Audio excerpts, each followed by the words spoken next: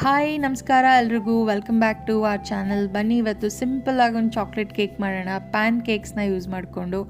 So ಮೊದಲಿಗೆ ನಾವಿಲ್ಲೊಂದು bowl ತೊಗೊಂಡು ಅದಕ್ಕೆ 1 ಕಪ್ಪಷ್ಟು ಹಾಲನ್ನು ಹಾಕೋತಾ ಇದ್ದೀವಿ. 1 ಟೇಬಲ್ ಸ್ಪೂನಷ್ಟು melted butter,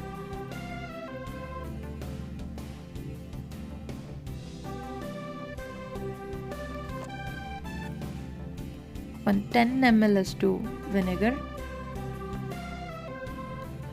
and 1/4 tablespoon of baking soda, 1/4 tablespoon salt, ಮತ್ತು ಒಂದು 2 to 3 ಟೇಬಲ್ ಸ್ಪೂನ್ ಅಷ್ಟು ಸಕ್ಕರೆ ಹಾಕೋತಾ ಇದ್ದೀವಿ. ಸೊ ಸಕ್ಕರೆ ಜಾಸ್ತಿ ಇಷ್ಟಪಡೋರು ಅಂದರೆ ಸ್ವೀಟ್ ಜಾಸ್ತಿ ತಿನ್ನೋರು ಇನ್ನೊಂದು 2 ಸ್ಪೂನ್ ಎಕ್ಸ್ಟ್ರಾ ಹಾಕ್ಕೋಬೋದು. ಇದನ್ನು ಒಂದು 200 to 250 ಗ್ರಾಮ್ಸ್ ಅಷ್ಟು ಕೇಕ್ಗೆ ಅಂತ ಹಾಕ್ತಿರೋದು ಈ ಮೆಷರ್ಮೆಂಟಲ್ಲಿ. ಸೊ ನೀವು ನೋಡಿ ಹಾಕ್ಕೊಳ್ಳಿ.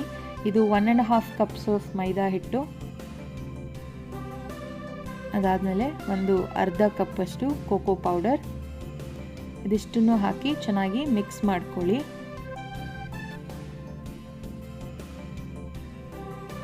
ಸೊ ಈ ದೋಸೆ ಬ್ಯಾಟರ್ ಕನ್ಸಿಸ್ಟೆನ್ಸಿನಲ್ಲಿ ಇದನ್ನು ಮಿಕ್ಸ್ ಮಾಡ್ಕೊಳ್ಳಿ.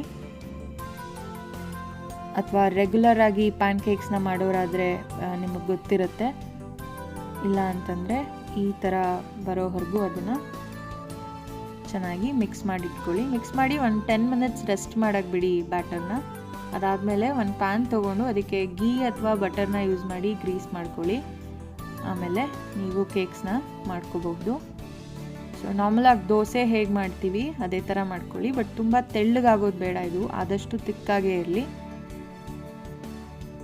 ಸೊ ಈ ಥರ ಪ್ಯಾನ್ ಕೇಕ್ಸ್ನ ಮಾಡ್ಕೊಳ್ಳಿ. ಮತ್ತು ನೀವು ಮಾಡೋ ಎಲ್ಲ ಪ್ಯಾನ್ ಕೇಕ್ಸನ್ನು ಒಂದೇ ಶೇಪ್ ಆ್ಯಂಡ್ ಸೈಜಲ್ಲಿರೋ ಹಾಗೆ ನೋಡ್ಕೊಳ್ಳಿ ಆದಷ್ಟು.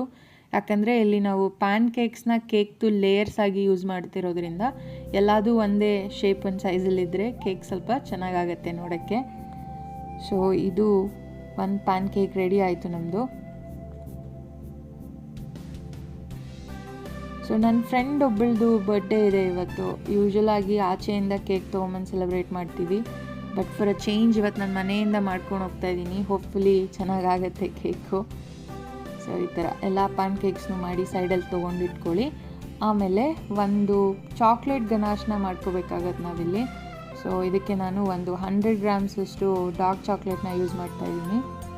ಸೊ ಇದನ್ನು ಡಬಲ್ ಬಾಯ್ಲರ್ ಮೆಥಡ್ ಯೂಸ್ ಮಾಡಿ ಮೆಲ್ಟ್ ಮಾಡ್ತಾಯಿದ್ದೀನಿ. ಅಂದರೆ ಈ ಬೌಲ್ ಕೆಳಗಡೆ ಒಂದು ಪಾತ್ರೆ ಇದೆ, ಪಾತ್ರೆಯಲ್ಲಿ ನೀರು ಕುದೀತಾ ಇದೆ. ಸೊ ಅದ್ರ ಮೇಲೆ ನಾನು ಚಾಕ್ಲೇಟ್ನ ಹಾಕಿ ಮೆಲ್ಟ್ ಮಾಡ್ತಾ ಇರೋದು.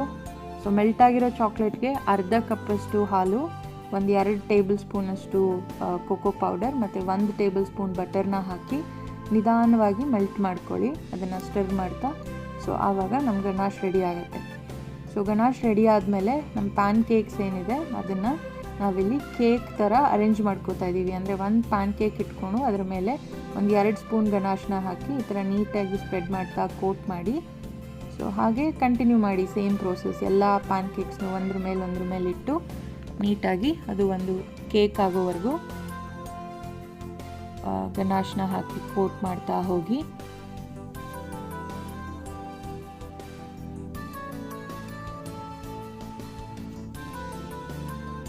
ಸೊ ಈ ಥರ ಸುತ್ತ ಕೂಡ ನಾನು ಅದನ್ನು ಚೆನ್ನಾಗಿ ಕೋಟ್ ಮಾಡೋಕ್ಕೆ ಟ್ರೈ ಮಾಡಿದ್ದೀನಿ, ಬಟ್ ನನ್ನ ಪ್ಯಾನ್ ಕೇಕ್ಸ್ದು ಶೇಪ್ಸ್ ಅಷ್ಟೊಂದು ಚೆನ್ನಾಗಿರಲಿಲ್ಲ. ಸೊ ಹಾಗಾಗಿ ಅದು ಅಷ್ಟೊಂದು ನೀಟಾಗಿ ಕೋಟ್ ಆಗಿಲ್ಲ.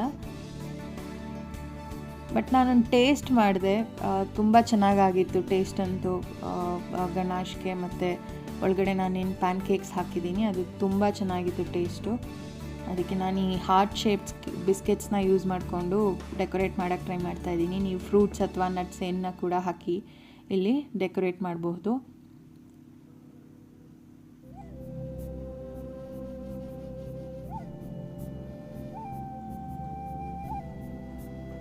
ಸೊ ನಮ್ಮಮ್ಮ ಕೂಡ ಟೇಸ್ಟ್ ಮಾಡಿದ್ರು ಇದನ್ನು, ಅವ್ರಿಗೂ ಟೇಸ್ಟ್ ತುಂಬ ಇಷ್ಟ ಆಯಿತು. I hope my friend will also like it.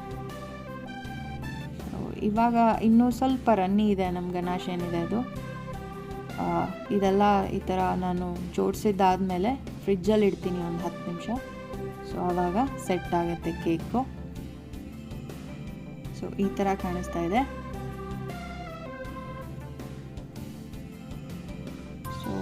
S, my friend love the cake. So ನೀವು ಒಂದ್ಸಲ ಟ್ರೈ ಮಾಡಿ ನಮಗೆ ಹೇಗಿತ್ತು ಅಂತ ಹೇಳಿ. And thank you for watching.